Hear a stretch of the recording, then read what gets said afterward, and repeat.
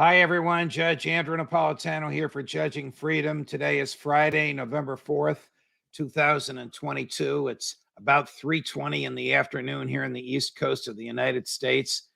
One of our viewers writes in, the judge is still running on his judicial clock, even though he's retired. Sorry, we are a few minutes late, but we're here. We have one of our premier guests, as you can see. The regular viewers of Judging Freedom do not need to know who this is, but it is Scott Ritter, one of our regular go-to guys on matters military. Lately, of course, Ukraine. Scott, it's a pleasure. Welcome here. Thanks for having me, and it's my fault that we're running late, so don't blame the judge. You're very kind. Always make the anchor look good. God bless you. Right now I'm fighting with Chris, my half German Shepherd, half Beagle, who wants to be outside running.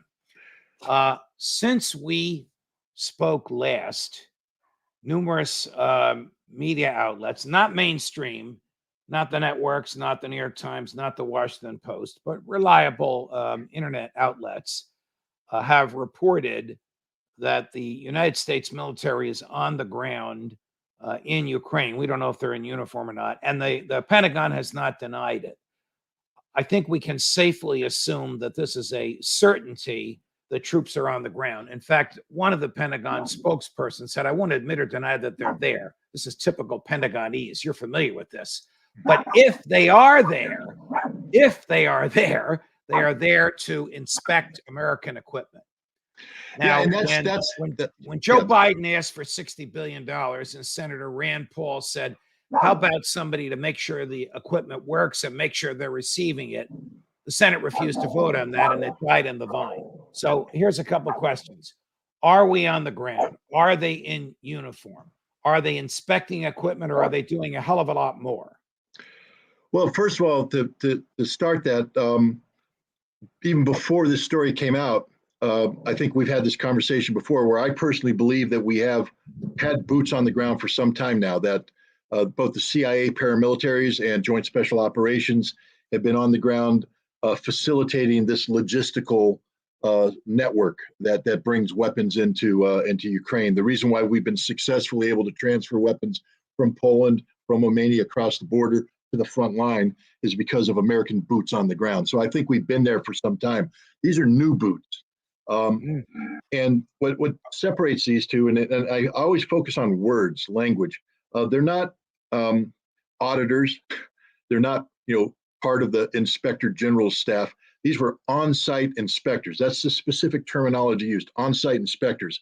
That has implication. I'm an on-site inspector myself. I helped write the book for on-site inspections. And there's a certain forensic aspect to it. That means that they're not just there to run through a checklist of stuff. They're there to investigate, find out what happened to something, to reconstruct data.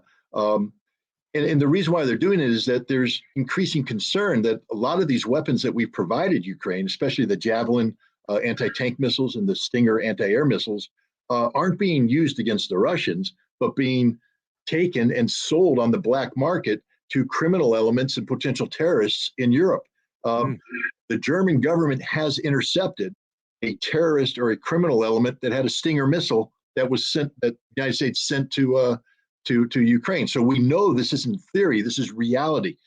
And, after this coming election next week, everybody believes that the Republicans are at least going to take the House and they may take the Senate. What does this mean? That if Joe Biden wants to continue funneling tens of billions of dollars worth of American taxpayer money to Ukraine, he needs to do it before the Republicans take control of the Congress. That means during this lame duck session. The problem is, if he asks for it and somebody asks the question, can you guarantee me that no Javelins, no Stingers are missing, that no weapons have made their way to the black? The Pentagon right now can't guarantee anything. So this is a preemptive strike by the Pentagon to get into Ukraine with these forensic on-site inspectors to find out what's happened. So at least at a bare minimum, the response can be, we can answer that question in closed session. It's classified. And when they get to closed session, they can say that there's some material unaccounted for, but we are convinced that the Ukrainians have solved this problem and it's not an issue going forward. And then Biden can secure his $60 billion worth of assistance. So this is a preemptive strike by the Pentagon to be able to develop answers to potential questions from a lame duck Congress in support of a potential $40 to $60 billion ask from Joe Biden and the lame duck session. Okay, you are a former inspector. You wrote the book on it. Do they wear uniforms? Do they carry guns? Are they fair game for Russian military? Does Vladimir Putin know that they're there and where they are? I can't.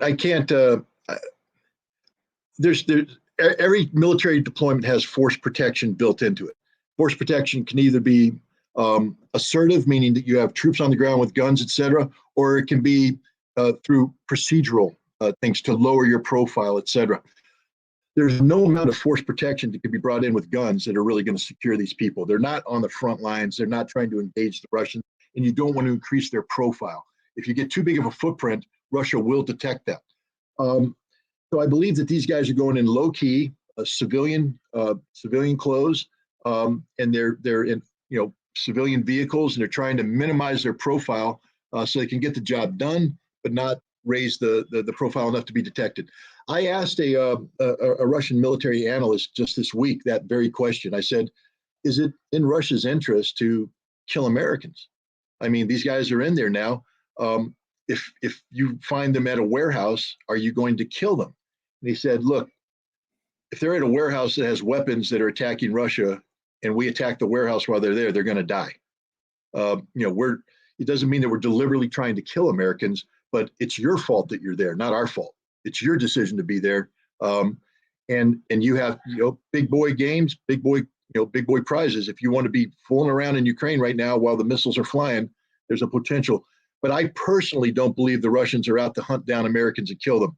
The Russians' job isn't to escalate tension between the United States and Russia. The Russians' job is to finish the task in Ukraine without going to war against the United States or NATO. So I don't think they're going to be deliberate. Are these human beings on the ground more likely than not, A, military special forces, and B, CIA? No, I think there's military special forces and CIA guys already there. These guys might the new guys, the recently introduced ones, the ones the Pentagon said if they're there.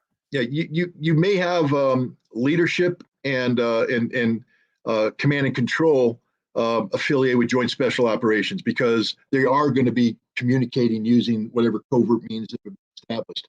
But the actual inspector is going to be somebody who's familiar with the weapon systems, with the javelins, and they're also going to be intelligence people who can rapidly receive a story, because they're going to be talking to Ukrainians. They're going to be looking for documentary evidence to back up the Ukrainian claims of accountability. So you need that kind of person, an intelligence analyst, a weapons specialist.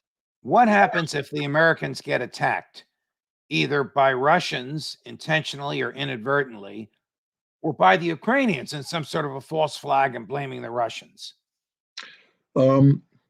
Nothing. I'm just being frank. The United States knows the risks. These aren't boots on the ground. They didn't seek to coordinate with the Russians. Normally, like in Syria, we had a deconfliction hotline where we would pick it up and say, hey, we're doing X, Y, and Z in this area. Your guys are there. Let's not. And the Russians go, okay, got it. We'll back off a little bit. The Russian would call up and say, we're doing A, B, and C over here. You guys need to do that. We deconflict. Maybe here's the thing. I don't know. If I were the Americans, to be honest, I would have established a deconfliction line with the Russians and said, we got a problem. We have to send troops in, not to invade, not to reinforce, but to solve an accounting problem. And we want to make sure that we deconflict. That's the approach I would have taken. And I wouldn't be surprised that that actually is happening, but we don't know about it because it's a very politically sensitive thing, asking permission of the Russians to send Americans into Ukraine to look for missing weapons. And if I were the Russians, I would take that phone call, because the last thing anybody wants right now is dead Americans in Ukraine. That is not good for Russia. That's not good for America. All right. A couple of weeks ago, General Petraeus put out sort of a trial balloon about NATO or select countries from NATO getting on the ground in Ukraine and helping the Ukrainians fight against the Russians. You told us that he would not have done that without running it up the flagpole first, meaning Tony Blinken, the Secretary of State, and Lloyd Austin, the Secretary of Defense, and maybe even the President, knew he was going to offer this.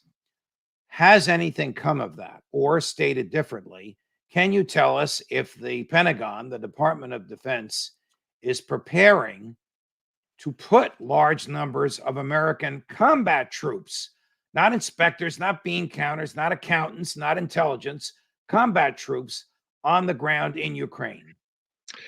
Again, this is just my assessment because I don't have a hotline to the Pentagon, so they're not telling me anything, nor should they.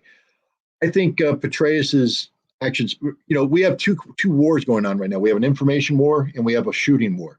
The information war is very important. Right now, we are very concerned about the vulnerability of Ukraine to a Russian offensive sometime this winter that could threaten Odessa. And that seems to be the center of any potential military action. All the talk is putting troops into Odessa, blocking the Russians from taking Odessa, et cetera. Odessa is key to Ukraine's future economic survival. It's also key to this food thing that's going on with the UN, where the food is being shipped out of Odessa to feed a starving world.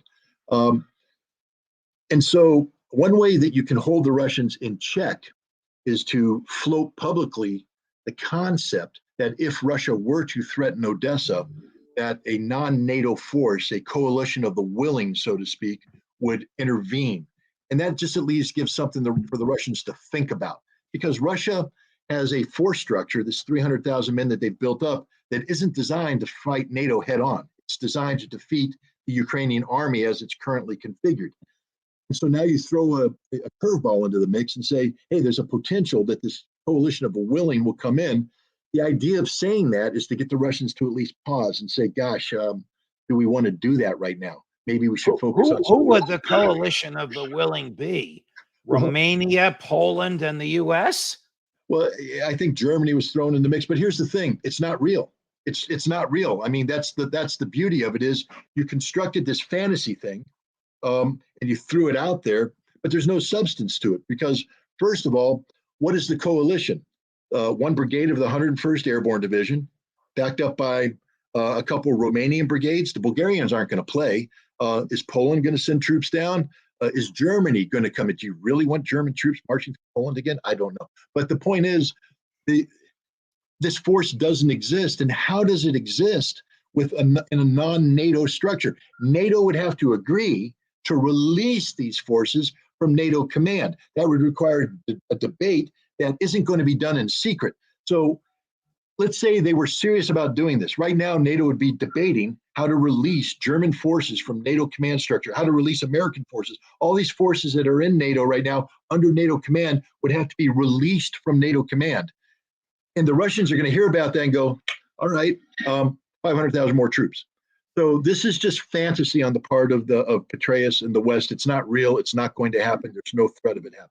Have the 300,000 Russian recruits, all or any part of them, entered Ukraine, or are they still training somewhere? These are the people that Vladimir Putin gathered either by conscription or by activating their equivalent of the National Guard sometime in the past month or two since he put the military or the country on mobilization. Chris, stop. The good thing I'm not named Chris. Yeah, it's my dog. I know, Time for him to go out. Chris, my dog's doing the same thing to my feet right now. Look, the bottom line, first of all, the 300,000 troops aren't conscripts. They're reservists. They're all people with prior military service. And they've been selected because they have skill sets that are needed.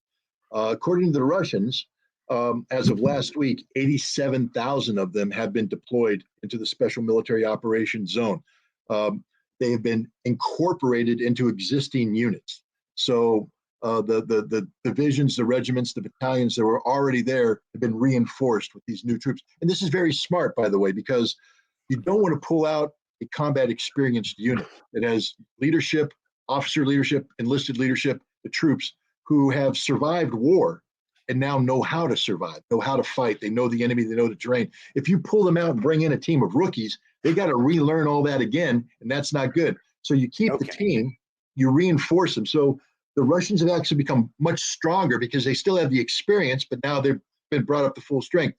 But there's still around 220,000 Russians that are being formed into these reserve regiments, reserve divisions, that once they finish their training, and we talked about this in the past, I think their training will be done sometime at the end of this month, early next month. Then they will be sent in, and they have options. They can go up north along the Russian-Ukrainian border and threaten an attack into Kharkiv from that direction. They can reinforce existing forces here, give them greater penetration capability. They can go to Belarus and threaten Kiev that way. But these troops are finalizing their preparations. When they do finish, they'll be organized into fighting divisions, and these divisions will be deployed fully equipped to the front, and it's going to be a game changer for the Russians. Well, a couple of our emailers have asked me why I failed to ask you the initial question that I always ask you. I failed because I forgot, but I'll ask it now. Can Russia lose this war? Yes, any nation can lose any war at any time. All right. Is it likely that Russia, No. given your knowledge of all we've been talking about in the past 10 months, 9 months? No, Russia has advantages across the board, from the strategic economic game being played in Europe right now, to shutting down the electrical grid in Ukraine, to attriting the Ukrainian forces. Ukraine's getting weaker. Russia's getting stronger. Russia ain't going to lose this war unless they make some huge mistakes, and Russians don't necessarily make huge mistakes. How enthusiastic for providing military aid on the ground in the form of combat troops is NATO, are the Western European globalists, is the U.S. State Department, is the Pentagon? Can you answer that? Well, the Polish are very enthusiastic because they have between 10 and 30,000 troops already on the ground in Ukraine fighting on the front lines. That's real. I mean, they're suffering casualties, but neither they, the Ukrainians, nor the Russians. I mean, the Russians are talking about it, but the Russians are like, if you want to die, come, we can't stop you. Europe's not enthusiastic about that because Europe is concerned about pulling NATO into this conflict. There's no enthusiasm in Europe right now to send non-Polish troops into Ukraine. There's zero enthusiasm for no one has the structure. Even the United States, we have the 101st Airborne light infantry with helicopters going into a heavy armor, heavy air defense environment. They won't last long. The Polish troops are good, maybe can defend, but they're not good on the offensive in terms of the regular Polish army coming in. The Polish troops that are going in right now are joining a Ukrainian army that's been built from scratch by NATO to carry out offensive operations. But the Romanians don't have a capable military. The Bulgarians don't want to play. The British, their army can fit into a soccer stadium. So ain't much there. So the fact of the matter is, NATO, even if they had the desire to get involved, they don't have the ability to get involved, and there is no desire to get involved. Is Vladimir Putin as stable long-term in his job as you have been saying in the past you believe him to be? Is he still popular with the Russian public? Does he care if he's popular with the Russian public? Is the war popular with the Russian public? Well, I don't think Vladimir Putin spends his days looking at popularity polls like American politicians do. I think he's very secure in his position. I think he's even more popular today than he was when this war started. I think the Russian people are rallying around him primarily because of the Russophobic nature of what's happening in the West. The more we hate Russia, the more the Russians grow to believe that Putin's doing the right thing. I mean, we're having the exact opposite effect than we want. The generals respond to him. The defense industry is responding to him. His economy is stable, unlike Europe. So I think Putin is stronger today than he has been at any time, and I don't think he's under any threat at all, internally or externally. Scott Ritter, always a pleasure, my man. Thank you very much. Thanks for having me. Judge Napolitano for Judging Freedom.